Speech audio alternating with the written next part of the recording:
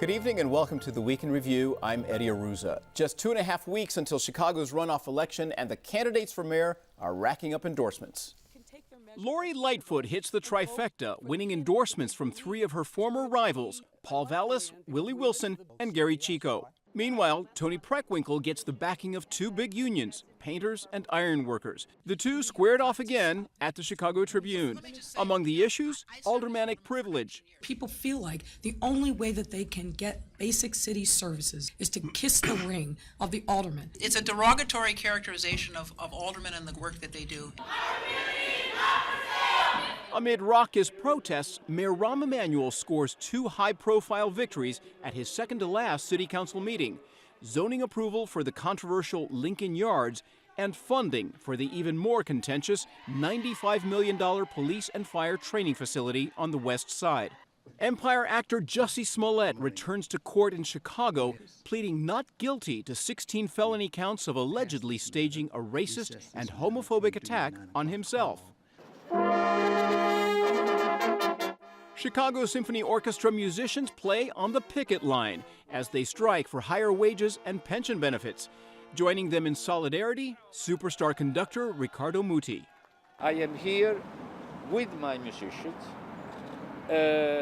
proud of my musicians. And Chicago-based Boeing has its 737 MAX 8 and 9 jets grounded globally after 2 fatal crashes in 5 months.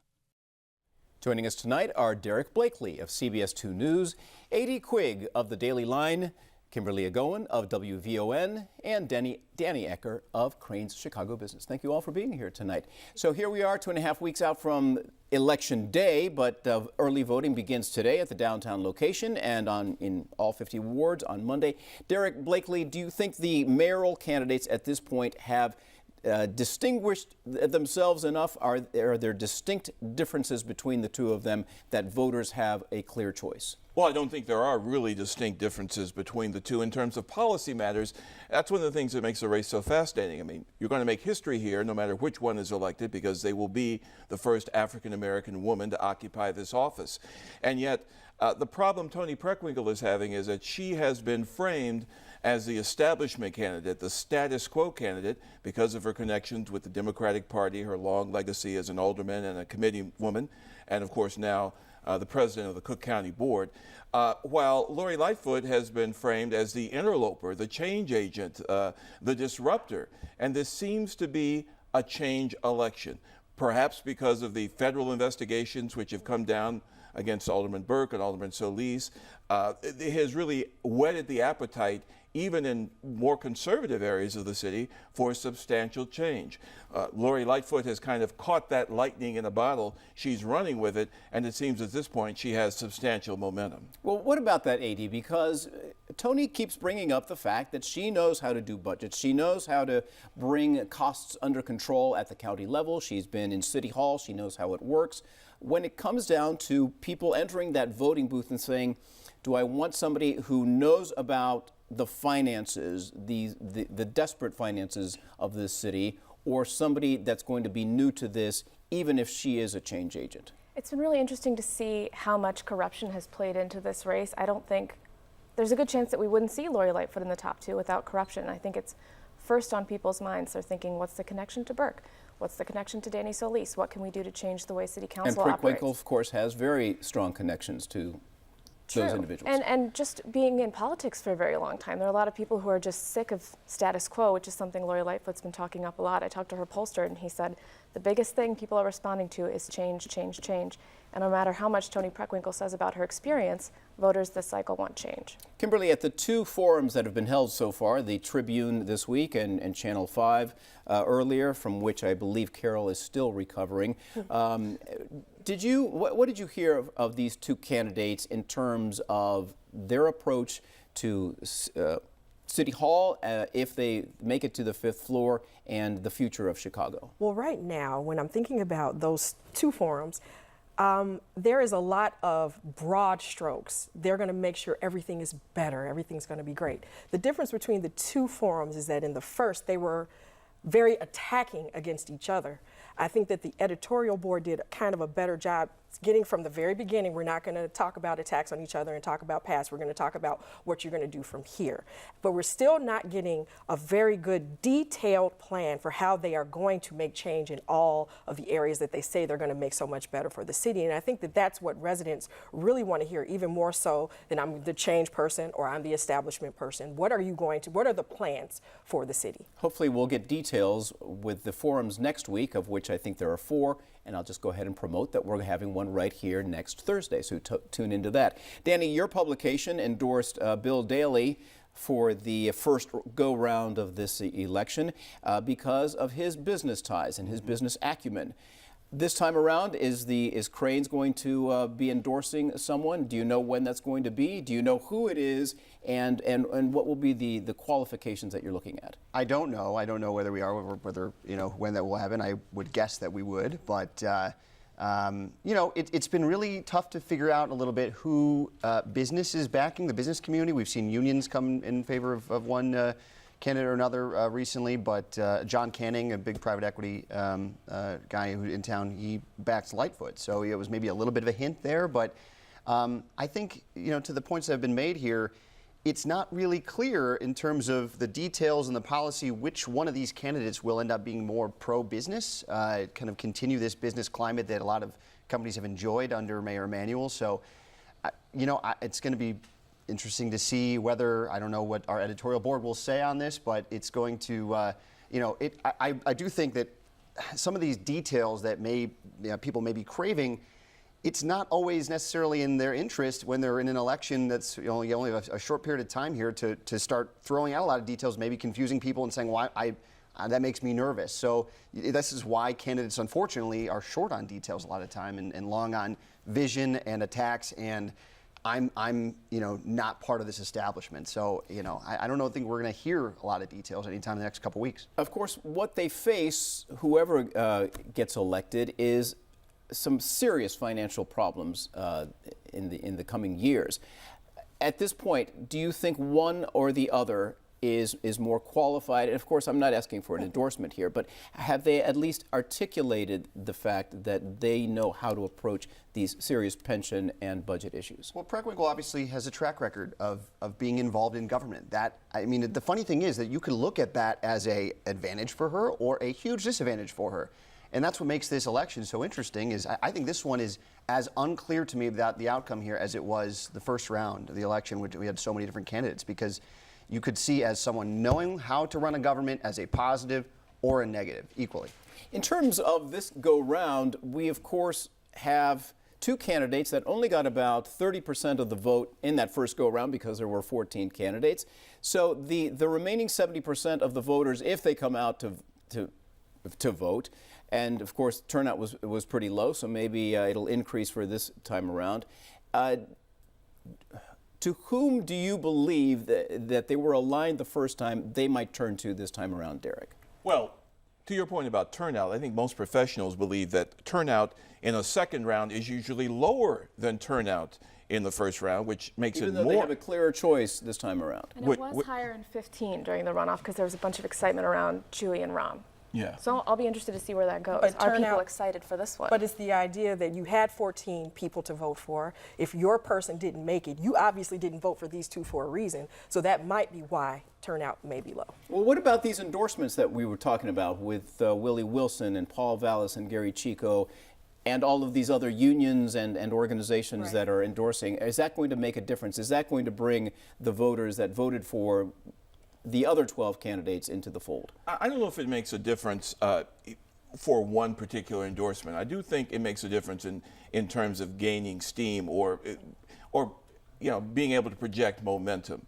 And there's also, of course, as in Chicago politics, always the racial element in this. And what you see in the first round is that Lori Lightfoot, of course, ran better on the lakefront and in some surprising areas, more north and northwest that you would think would be more conservative. And we're seeing some endorsements from Gary Chico and the alderman from the 19th Ward, the vote-rich 19th Ward, Matt O'Shea, endorsing Lightfoot. That bodes well for her because those are high turnout wards. And it would seem to me that at this point, Tony Preckwinkle in particular needs a big favorable turnout in African American wards to be competitive, keep up with the momentum that Lori Lightfoot seems to be gaining on the northwest, southwest side. What is the sentiment in African American wards as you're hearing on VON, Kimberly? Well, are they split? Oh, yes. And the idea, the one thing is that Preckwinkle was always the target. So when I see the people who lost to these two candidates go behind Lightfoot, it's not unexpected because Preckwinkle was always the target of each one of those candidates. So it's something that she should have been prepared for. Now, it will be important. What will the turnout be in the African American community? No one knows. No one knows. But it is very split from what we're hearing, very split between the two, based on experience and also based on change. All right, well, let's move on to some other happenings at City Hall this week. The Lincoln Yards plan passes another contentious City Council vote. Also passing, the controversial $95 million police and fire training facility in West Garfield Park. But Chicago may not yet be ready for reform as City Council fails to change aldermanic prerogative. And Alderman Nick Sposato and Alderman Carlos Ramirez Rosa's nasty spat goes viral. And we actually can't say the phrase that was used in that nasty spat, but let's hold off on talking about that for a little bit. Rahm seems to be having a lot of success ramming through, if you want to put it that way, his projects before he leaves office. This was his second to last City Council meeting. AD, is he going to get everything, most everything that he wanted, except the Elon Musk tunnel from the Loop to O'Hare? He says he will never take a vote to the City Council floor that he can't win, and he was right this week. He won Lincoln Yards 33-14, the Police Academy 38-18, and also the Hillco development tax break for turning a coal power plant into a manufacturing facility. So he won all those, not by as big of margins as he's used to, but he sure won them. And the ethics he says he can get done before the end as well. But the mayoral candidates have said that these big projects, controversial projects, projects that brought protesters to City Hall this week, should be put off until there's more community input. Danny Ecker, is there time to put these off, or is time of essence in these two projects? Well, so look at Lincoln Yards, for example. Sterling Bay is a prolific developer that's got its hands on almost every big development, high-profile development in the city right now. They are looking at this and saying, we are at a point in the market, we're so deep into an economic growth cycle that the time to act on this and try to get companies to come to a big development like this is now. And obviously it's a long-term plan, but you know, there's a case to be made to say that they can't wait around for that, you know, forever, to just kind of wait all of a sudden the market goes away and then maybe this has to be put off, you know, to who knows when down the road. But it has, there is something to be said for the fact that Sterling Bay, for example, really had to hit the gas when Mayor Emanuel announced that he would not be running for re-election, because they had to try to make sure that they could get all these approvals in. They have a backer in Rahm who supports it. They have the planning department really pushing for this. So, you know, I think this is one of those things that the city says there's a tax-based growth here, there are jobs here from something like this. This is good for the whole city, and that's why they feel like if this goes on, that it could be jeopardized. And you were at City Hall for this meeting, weren't you? Yeah. And what did you think of the protest there? Had you ever seen anything? And that was for the police and fire training academy than for Lincoln Yards. It was certainly, yeah. What was your reaction to it? Well, it just spoke to the uproar against, you know, and a lot of, I don't know, the uproar against a lot of what Rahm has pushed for from certain members of the community, where people are, I mean, the chanting about, you know, $95 million for a police academy training facility should be redirected into other uses in the community, mental health services and job training, things like that. That kind of crystallized one of the big criticisms of Rahm Emanuel's tenure. So, you know, it was a lot of what we have heard, and kind of the question is this going to change with him leaving?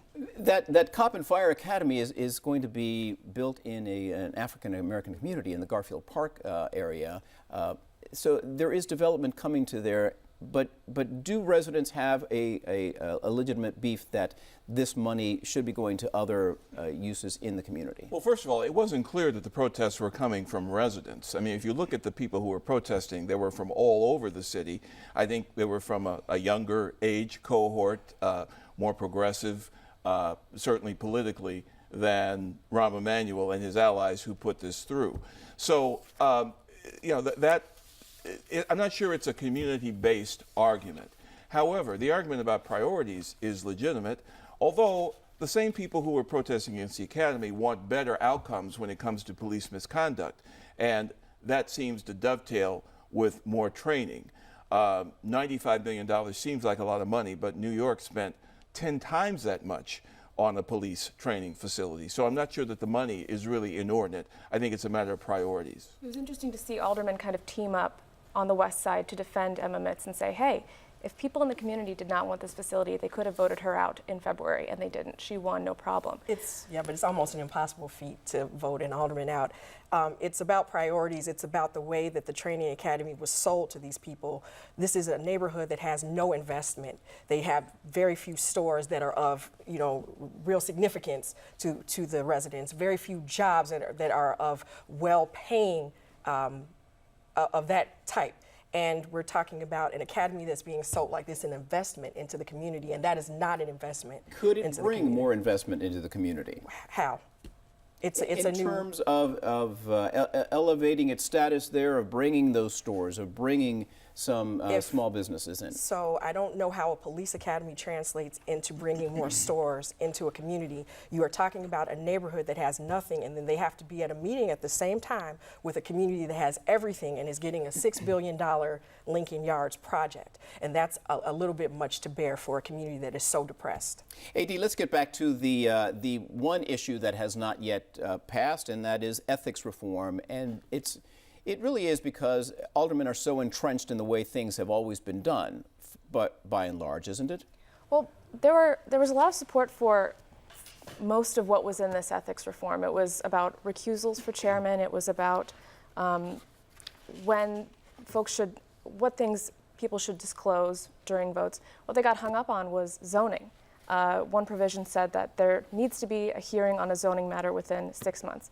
Doesn't have to be an up or down vote, but aldermen said, hey, wait a minute, I will lose my power to be able to control what kinds of stuff comes to my ward. And we could see developers go to all the other aldermen and say, hey, we've got this vote coming up, please vote for it. And only on zoning alone did this get pushed back, and they just decided to hold it in committee. But the mayor is confident that at his last city council meeting, this will pass. Yes, and it'll be interesting because aldermanic prerogative is one of those things that is hard to legislate. It's unspoken, it's not in the code. So I'll be interested to see how he approaches it. We also have a little bit of breaking news as we're taping this show, and that is the CTU has sent out a message to its members regarding whoever becomes the next mayor. Yes. What are you learning? They've sent out a memo to members saying, save 10% of your paychecks, be ready for a strike, which is interesting because they have backed Tony Preckwinkle in the mayor's race and said, we have better leverage with her, but just in case, please save up, be ready for a strike. And the contract expires? End of June, I believe. So the next mayor will have to hit the ground running with the teachers union as well. All right, let's turn to some legal headlines this week. A judge allows cameras in the courtroom where Empire actor Jussie Smollett entered a not guilty plea in the 16-count indictment alleging he faked an attack on himself. Cook County State's Attorney Kim Foxx asked top cop Eddie Johnson to turn the Smollett investigation over to the feds as a favor. And just days after being released on bond from Cook County Jail, R. Kelly returns to court looking to pay less in child support.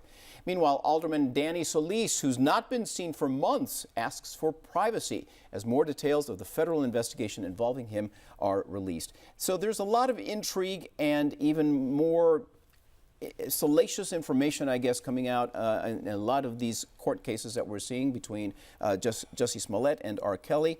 It turns out that Cook County State's Attorney Kim Foxx reached out to Eddie Johnson, the superintendent of police, after Tina Chen, the former chief of staff to First Lady Michelle Obama, emailed Foxx saying that the actor's family had some concerns about the case and they wanted it taken out of the police hands and into federal investigators' hands. What do you make of all of that, Kimberly? I'm not sure why she would do this. The way that it appears, it's a terrible appearance that you're taking advice from a family member of someone who is a friend of someone in high power and that type of thing. I don't know, and I'm sure that there will be much more discussed about why she would do this. Would she do this for anyone else other than a star? And that's something that she's going to have to deal with.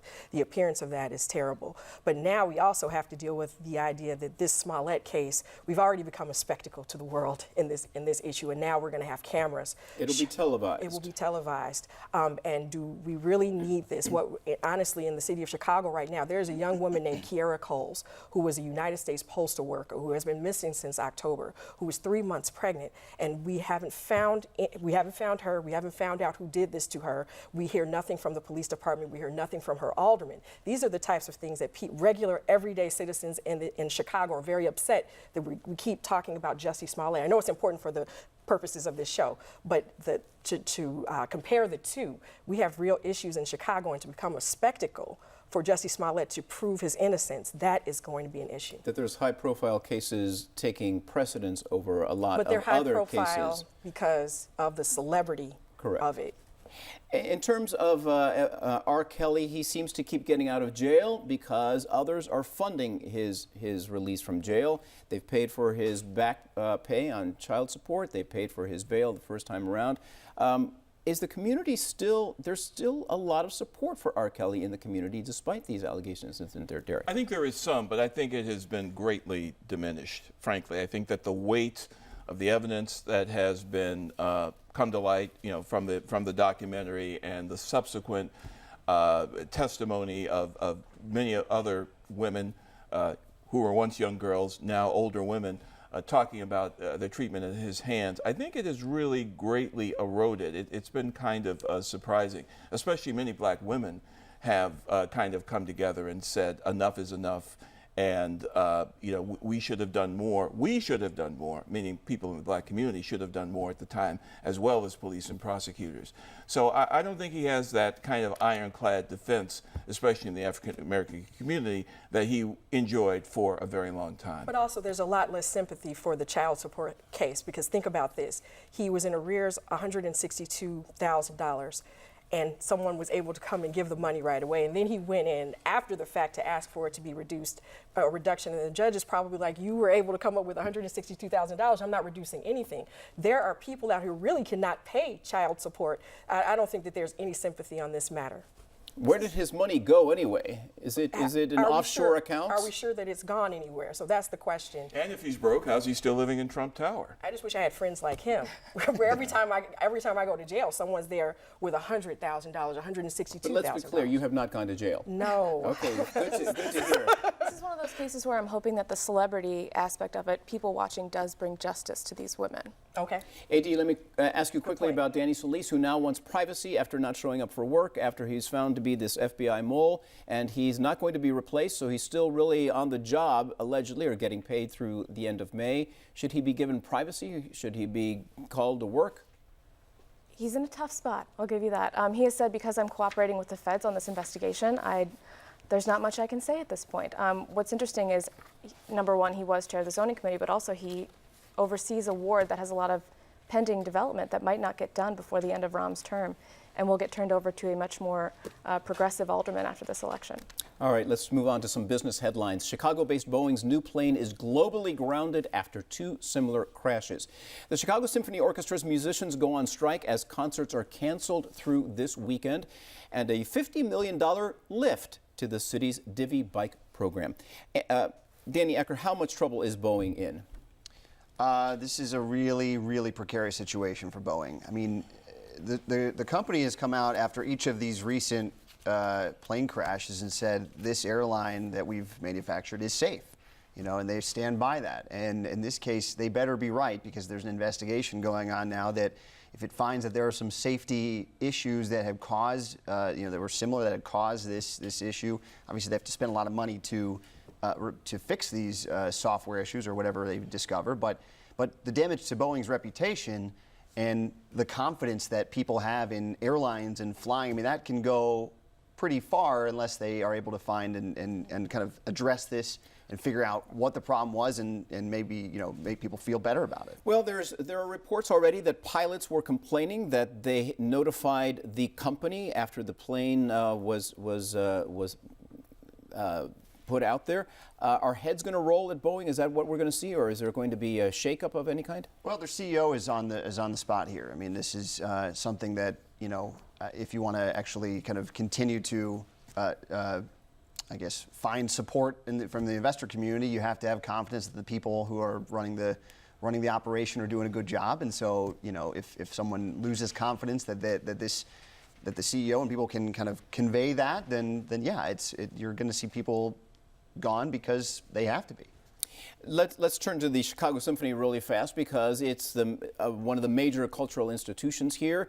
And while it may not seem relevant to some people, the issue of pensions here, though, is a big deal, because that's where everyone everywhere is dealing with pension reform and pension changes. They want the defined benefits to continue, but a lot of companies have slashed that. Do you think that any company can really maintain that, even if they're trying to keep the greatest musicians in the world in one place? I mean, pensions, and that's, you know, a whole debate about pensions and the whole system, and maybe it being a little bit archaic in the way that it works, but it's something that, you know, they obviously, when it's a matter of how much leverage they have, right? I mean, if they are in any contract negotiation, if they believe that we are some of the best musicians in the world, we believe we deserve this. They look and see that maybe the CSO's bottom line has gotten a little bit better recently, so they kind of say we want a piece of that, and we want to make sure that we're getting our fair share. Let me ask you a follow-up question in just a second as it pertains to sports and musicians, but we're out of time, so my thanks to Derek Blakely, A.D. Quigg, Kimberly Agowan, and Danny Ecker. We will continue our conversation online in our Web Extra video talking about that college cheating scheme that came to light this weekend. We'll see you on the next edition of the Week in Review. I'm Eddie Aruza. Good night. So any ball team is going to give players the highest salaries and the best benefits. Does that translate for cultural nonprofits like the CSO? Sure it could. I mean, these are the players. Closed captioning is made possible by Robert A. Clifford and Clifford Law Offices. Robert Clifford is a co-chair of the fundraising committee for events marking the 200th anniversary of the Courts of the Northern District of Illinois.